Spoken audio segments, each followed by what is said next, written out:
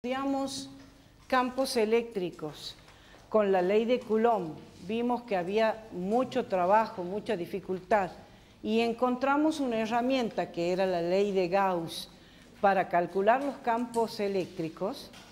Entonces se pensaba que la ley de Gauss también podía facilitar el cálculo de los campos magnéticos. Pero como vimos hace rato, la ley de Gauss nos da que la integral de sobre una superficie cerrada es igual a 0, entonces se descartó esa posibilidad.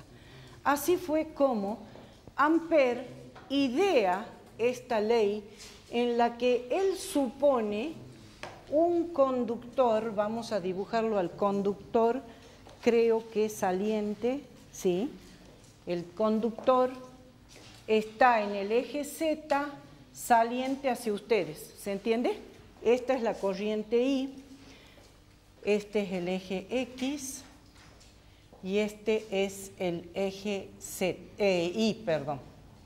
Este es el eje Y y la corriente coincide con el eje Z. ¿Está bien? Saliente hacia ustedes. Entonces él dice, si encuentro una curva cerrada en la cual pueda investigar qué pasa con la circulación del vector campo magnético, ¿entienden lo que es circulación del campo magnético?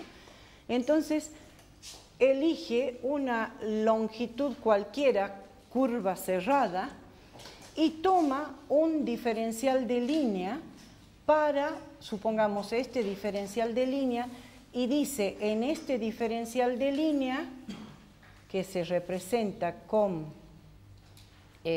su vectorcito tangente al diferencial de línea, o lo dibujamos con otro color, a ver, vamos a ver, para que no se confunda, ¿no? Lo voy a dibujar con verdecito. Entonces, el diferencial de línea sería este, que está representado por este vectorcito. Cerremos de vuelta la curva. Y mi vector campo, ¿cómo es? Es tangente en ese mismo punto. Mi vector campo sería este, ¿está bien? ¿Se alcanza a distinguir? Donde el ángulo comprendido entre ambos, a ver, pero quiero dibujarles, sí. El ángulo comprendido entre ambos, no sé si se alcanza a ver, lo verde es el diferencial de línea. A ver, si le hacemos un zoom, a ver si se entiende. El diferencial de línea sería así, y el vector campo sería así, ¿sí? Este es el campo y este el diferencial de línea. ¿Se entiende lo que quiero decir? Y este angulito que hay entre ambos es el ángulo tita. Acá le iba a poner tita. Pero resulta que el radio vector posición de esta corriente con respecto a el diferencial de línea, hoy está muy arriba, ¿no? No sé si se alcanza a ver. Este ángulo le voy a llamar phi. Y o sea, le voy a llamar que este es el radio vector posición con respecto al diferencial de línea hacia la corriente. Bien. Entonces, ¿qué significa circulación de un vector?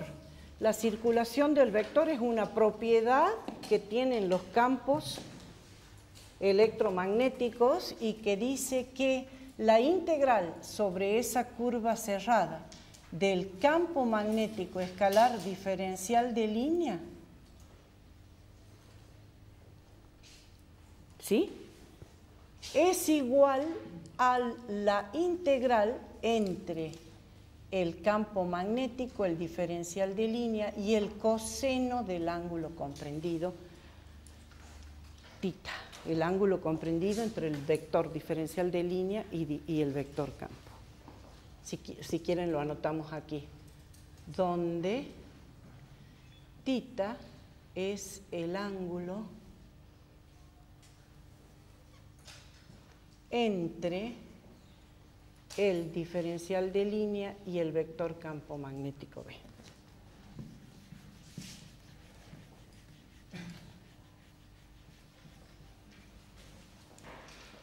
Bien. Entonces, pero habíamos visto por Biot y Savart que el campo magnético de un conductor recto infinitamente largo era igual a mu sub 0 por I sobre 2pi por la distancia A.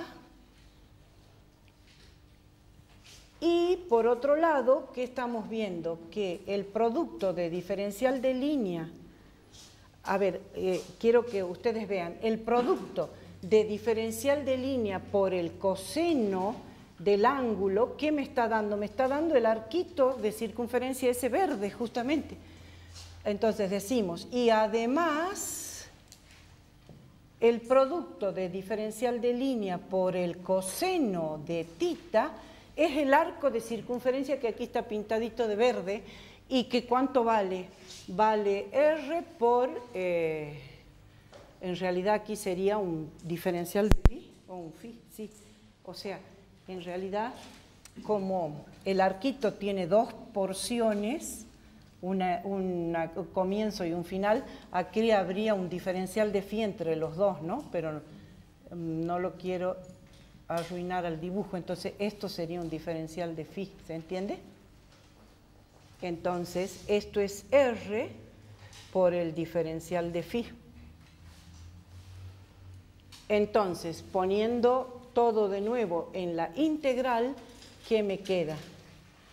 Que B escalar diferencial de línea es igual entonces a la integral de mu sub 0 por I sobre 2pi por, en este caso la distancia A, ¿cuál sería? Desde el conductor hasta el B sería R justamente, ¿está bien?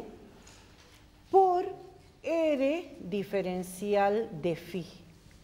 ¿Y phi entre qué y qué valores varía? Varía entre 0 y cuando termino de dar vuelta toda la curva, 2pi. Entonces varía entre 0 y 2pi. Por lo tanto, esta integral, ¿qué me queda? Mu sub 0 por I sobre 2pi por R y por 2pi. Con lo cual, fíjense, todo esto se simplifica con esto y termina resultando que la circulación del vector, es decir, la integral de B escalar diferencial de R, no es otra cosa que mu sub 0 por la corriente encerrada por la curva. ¿Se entiende? ¿Por qué digo encerrada? Porque justamente, ¿sí? Sería, viste, que pasa que acá me resulta difícil de marcar, sería desde el comienzo hasta el final de la curvita del diferencial de línea. Siempre nosotros tomamos una porción. Entonces, el diferencial de phi es la distancia, el ángulo que hay entre los dos extremos del diferencial de línea, ¿está bien? Ahora, si yo, porque acá les estoy diciendo corriente encerrada, es más, les voy a poner la letra E para que recuerden, corriente encerrada. Si yo hubiera tomado, por ejemplo, una curva que no encierre la corriente,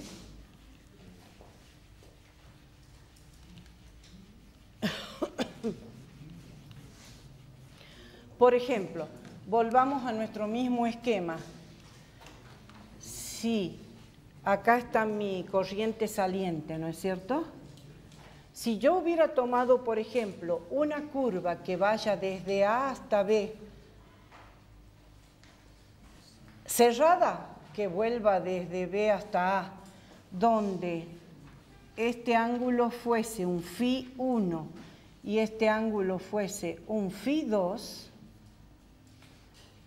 fíjense, ¿qué hubiera pasado? Aquí la integral sobre la curva cerrada de B diferencial de línea hubiera sido entonces mu sub 0 por I sobre 2pi por la distancia A, ¿sí? Por la integral entre phi 1 y phi 2, es decir, cuando voy desde A hasta B, de R diferencial de phi, ¿sí? Más acá le pongamos porque esto es común a ambos, más la integral entre φ2 para cerrar la curva, ¿se entiende? Y φ1, es decir, voy desde A hasta B y después vuelvo desde B hasta A, entre φ1 y φ2 de R diferencial de φ. ¿Y esto qué me da? Esto me da mu sub 0 por I sobre 2pi por A, por, y acá me va, y por el R arriba, ¿sí? Por, y aquí me va a quedar así, φ2 menos φ1 más φ1 menos φ2, y esto es igual a 0. ¿Sí? Con lo cual, vuelvo a repetir, la ley de Ampère dice que la circulación del vector campo magnético es igual a mu sub 0 por la corriente encerrada por la curva que estoy tomando para integrar el vector. Igual que la ley de Gauss, sí. ¿Y qué otra condición me pone Ampère? Que haya simetría, porque si la curva es así arbitraria, tendría que estar conociendo en todos los puntos cuál es el phi que subtiende al diferencial de línea. En cambio, si la curva es simétrica con la corriente, entonces me simplifica el cálculo, porque el diferencial de línea, igual que la ley de Gauss.